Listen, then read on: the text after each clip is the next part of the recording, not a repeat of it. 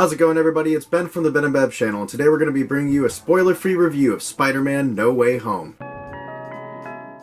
So I'm not really sure how this review is exactly going to go, because not talking about spoilers for this movie would actually be like not talking about this movie at all. I'm going to assume you've seen the trailer, and I'm going to try and avoid talking about anything that's too much in detail beyond what is seen there. The movie rolls out right in that moment where Peter's identity is revealed to the public as he's swinging through New York City, and we get to see that conflict and how it exactly directly affects everyone in his family and his life moving forward. Whether that's the mixed reactions from the public, his strange interactions with his classmates, or the new trials and errors he has to go through when applying for college. Seeing all this and how it's affecting those around him leads him to going to Doctor Strange for help in any capacity in dealing with this, trying to find a way to have his identity erased from memory or just go back in general, anything to make it so no one knows he's Peter Parker anymore. And as you see in the trailer, it doesn't go so well. With some minor interference, there is issue about the spell. I don't really want to go too specific into it because it is handled a little differently than it's explained to us in the trailer. In fact, some of the details that are said to us in the trailer by Doctor Strange are actually completely different in the film, or said by entirely different characters altogether. Another example of a classic Marvel mislead when it comes to trailer time. Small differences aside, once the spell goes wrong, these different visitors from the other Spider-Man universes begin to show up, or at least that's what it appears. And whether we're trying to catch them, cure them, or kill them is really unclear, and is a little bit of a jumbled mess when it comes to the movie. There's never really a set focus that stays the same. The opinion of what exactly they're doing kind of changes based on the conflict and their relationships with those characters that they're just introduced to a few seconds before. It's one of the few areas in the movie that I think is handled a little messy, but there's just so many other things they're trying to tackle within this film and set up for other movies, as well as introductions and backstories for all these new characters and trying to give everybody meaningful moments when it comes to the plot moving forward. And I think the movie handles this really well, especially with all the different characters we have, whether that's Ned and MJ's storyline, or the introduction of Doctor Strange to these characters, or the villains all together with Aunt May even to some extent. There's also a little bit of drama between her and Happy at the beginning of the movie. I thought those were some pretty funny interactions. There's some absolutely massive plot points involving Aunt May in this film. They did a much better job of incorporating her character into this movie. I think this movie did a much more solid job developing Peter's character as Spider-Man moving forward, and definitely in a more traditional route where no matter what Peter does, he doesn't have enough time to get anything done or even have time to rethink things before he can try and move forward and fix another evolving problem that just gets worse and worse. It begins to become something that's completely out of his hands entirely. And while he is taking on a very mammoth task, it is kind of a jumbled one. Even at key points in the movie, you're kind of unsure what exactly is going on, and as more characters are introduced and things have to be explained to them, it becomes even more confusing whenever characters are talking about it, and they begin to actually poke fun at this in true MCU tradition with very sarcastic jokes that border on talking directly to the audience and effectively encapsulating the ridiculousness of the plot and plan that's going on currently in front of you, rather than dealing with it or trying to break it down any further. Something that is necessary with the movie is convoluted and crammed with character development and a whole bunch of multiverse madness type of stuff. Overall, I think it had a much more serious tone, and I think they've done an effective job of developing the Peter Parker characters through these three movies, with each movie getting a little bit more serious. With each mistake he makes, he grows into becoming a better hero, and by the time you get to this movie, each mistake he makes has completely drastic and sometimes world-ending implications. Something that they haven't tackled very much in the other movies, and they handled with a lot more joking. While there is plenty of jokes and just a general sense of childlike wonder and a little bit of that teen romance vibe like there was in all three of the other movies, this one definitely handles itself a lot more seriously. So I will say, with the introduction of all these old villains from other movies, you can get a sense that there's going to be a lot of fan service. There's a huge amount of that in this movie. There's even a few meme jokes. Overall, I thought Spider-Man No Way Home was an extremely strong movie from the MCU, with Tom Holland pulling some serious acting and action chops in this film, and probably some of the best emotional moments for him that we've seen so far in these movies. I thought the supporting cast was great, and the introduction of Doctor Strange, though small, was a really happy angle and change. Delivered a different tone and dynamic to the movie than Iron Man's previous feature or Nick Fury's. Jon Watts once again brought a really strong sense of that teen movie feel, and I think that really carried over in an interesting way into the movie. Though sometimes it does seem to clash with the more serious elements of the film, I still think it was handled with a better sense than any other director could do it. And through the combination of some absolutely mind-blowing visuals aided through CGI and some crazy guest appearances, as well as the return of those old familiar faces, and not to mention the kick-ass soundtrack. The score is absolutely stunning, making it a worthy conclusion to the work that the MCU's done developing this Peter Parker and their universe so far. The movie holds itself together surprisingly well, even though there are some points where the fan service is definitely a key focus. I think they did a great job with those scenes, and they perhaps would have had a much more heavy impact on me had they not been spoiled for me in the months previous. My rating for Spider-Man No Way Home is